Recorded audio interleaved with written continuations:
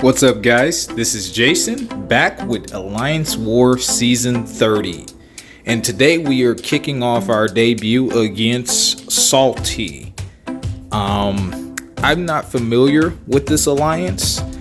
Some of my alliance mates know of them. I know of a individual who's in a lot of the chats during live streams and things of that nature. He's a really cool dude.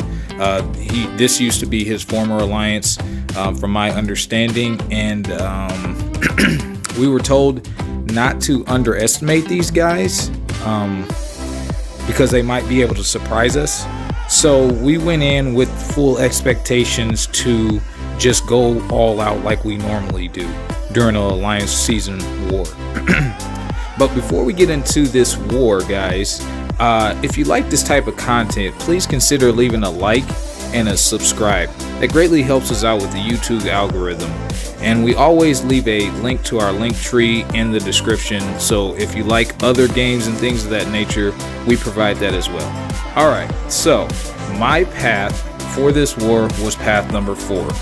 I am bringing in Shang-Chi, Human Torch, and Killmonger. I was really excited when I got to bring in Killmonger. He's one of my old fan faves for the skill class. I still consider him highly among the class. I would say top 3 for me personally. But we're going to start off against this Void. Now, you guys have seen me take this Void with Shang-Chi. My Shang-Chi is now ranked 4. So he's going to do even more damage. I go for a heal boost, and I just kind of normally boost. I don't mega boost or anything like that. It's not needed. With Void, you want to hurry up and shrug off the debuff, so I go medium, light, medium into a medium, light, light, light, medium to stun, and then I refresh.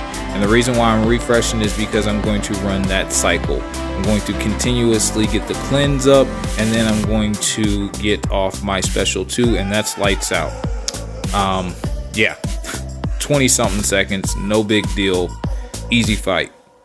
Moving on to the next fight, we have this Sorcerer Supreme. And this season, the global is high ground, and Sorcerer Supreme benefits from this high ground tactic. But Shang-Chi doesn't really care about block damage if you finish the fight really quickly, which we're going to see here that is exactly what happens. So I get off that cleanse, and then I go into my normal medium, light, medium. Oh wait, we didn't even make it to a special 2. She's dead. Hi, what? Oh, anyway, moving on. 17-second fight there, so that was pretty good. So now we have to wait for some of our alliance mates to drop this Apocalypse and Kingpin. And now we're going to go against this Clair on section 2, still path 4. Clair can automatically put 3 debuffs on you with a heavy or a special 1, which makes her very dangerous.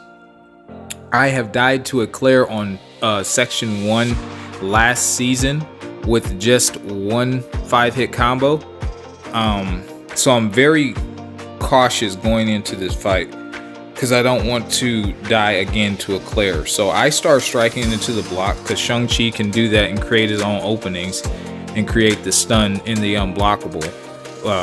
So there, she puts 3 debuffs on me through a heavy. So now I'm going to back off, and I'm going to wait until she gives me an opening. And basically the opening, she can be blocking, because again, I'll stun her, and then I'll do a cleansing, and then I'll refresh. So that will be the strategy primarily. Here I thought I was close enough, so I went for it. That's not recommended. That's how I got parried last time, and I didn't think about it. I just instinctually did it. It pushed me to a special 2, which we could end the fight, and that took about looked like 33 seconds or something like that. Maybe it was 43. I think it was 43. But either way, fast fight. I just had to dance a little bit, which tacked on a few extra seconds. So now we have Mr. Fantastic. We're going back in with Shang. I don't heal up. I don't think it's needed. This should be a relatively straightforward fight. We're going to shrug and we're going to repeat the cycle. We're actually going to apply a slow to Mr. Fantastic so he can't evade this time, but the tactic is still the same. Get to a special 2. It's a guaranteed crit, just like Corvus, and it's lights out, man. Oh, excuse me. I lied. It was almost lights out. That's right. Which I was kind of surprised. I needed to tap him one more time, but nonetheless, simple fight, very easy, very safe. And now we move on to this high ground Killmonger, or excuse me, high ground MODOK. And I knew Killmonger could do it. I just knew I had to intercept. And what makes Killmonger so good about this is after you throw his special 1, then it gives you 2 unblockable passives that allow him to do something called a counter strike, and that counts as a intercept. So I started with a special start 1, power start 1, so I could automatically be at 1 bar of power, because I didn't want to stay in this fight for a prolonged amount of time, because that builds up the high ground and that's going to be a problem. So there I automatically get the intercept the normal way. I throw the special 1 and now I'm throwing my counter punches on him. I'm going to bait out his special 1 because that gives me a true strike when I counter it correctly. And then we're going to keep going ham on him. That is the entire strategy for this fight. We're going to bait out special 1s. We're going to let him attack into us, and we're going to counter punch to get a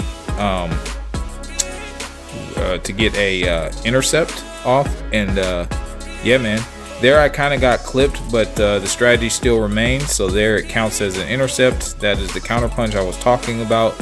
And he's almost down, and it's only been less than a minute still. We got 4 seconds. So 56-second fight. High ground was not an issue with Killmonger. He's pretty tanky anyway. But yeah, I was very happy and pleased with the results of that fight. So now we're going to move on to our last fight. And our last fight is this Wags. We've taken this fight several times last season. I can't even count how many times we've taken it with Torch. However, now with high grounds, it changes up the dynamics a little bit. You don't want to be in these fights for very long, guys, because these guys hit really hard when they build up those high ground charges. And you don't, well, you can try to manage the high ground, but my thought process personally is to nuke fights that consist of high ground. So go in there with our normal game plan, medium, light, medium. Get some smolders built up because he does all energy damage. And again, you can block his special 1 because it is not a projectile. So I go for the special 2 there. We're doing some really good damage. We're incinerating him a lot. I go for a full combo there just to prolong the time. And I think I was managing the high ground there. I'm not really sure. But he's almost down. So far, everything's going well. And boop. Oh boy. Well, now we're about even. He caught me with a special 1. I tried to dex it, and that is why I just block it. But nonetheless, we still get him down. That was the only fight that I needed Human Torch for, so it wasn't a big deal. So that's 6 fights down. I was pretty pleased with my performance this war. That's just me moving up. And now we're going to go to our BG total. We only died 2 times, which is acceptable. And they died 9, so we won there. Overall, we won this entire war, which was good. We like to start off on a good foot. Salty Warriors, I'm sure they tried their best, but maybe they realized they weren't going to win. So maybe that's why their deaths got inflated there. Oakley, welcome back, my friend, and congratulations on the donut to you, Asian Sensation. You guys are beasts. Strands, you already know you're a beast, man. Congratulations to you. Let me see if I can say you guys' names. Ryo, Crazy, and Being Zenful. Congratulations to you guys. You guys did excellent.